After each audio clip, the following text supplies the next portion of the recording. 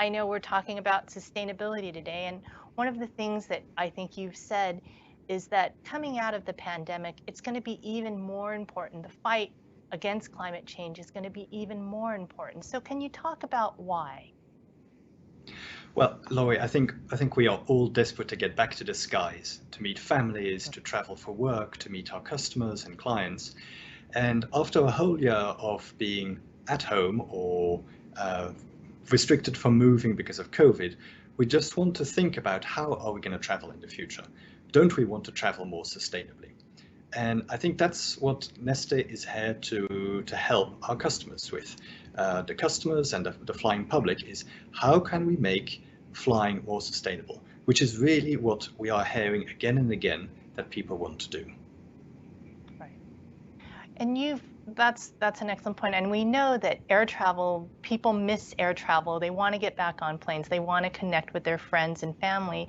But air travel is also a huge source of carbon emissions. I believe commercial air travel accounts for almost 4% of total US greenhouse gas emissions. So can you talk to us about the consequences if airlines don't start to take action, say in 10 years, in 20 years?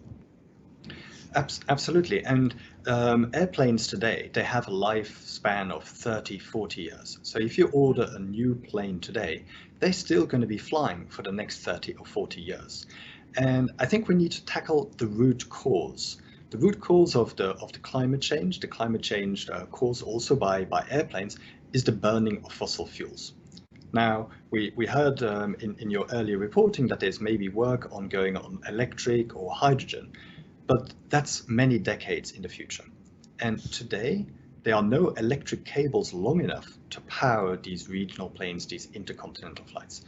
The only solution on the table today is sustainable aviation fuel. And I think it's important to realize that sustainable aviation fuel doesn't add any new carbon into the atmosphere. And it's just through the production process that there's some carbon which is made. And that's why the comments earlier of being able to reduce by 50 to 80% of CO2 is fact. And that can happen overnight. Literally the only change that you need to do is decide to fly on sustainable aviation fuel as opposed to petroleum jet fuel. And therefore, overnight, using the existing planes, the existing infrastructure, the same pilots, the same mechanics, you can really make flying so much more sustainable. That would be great. Can you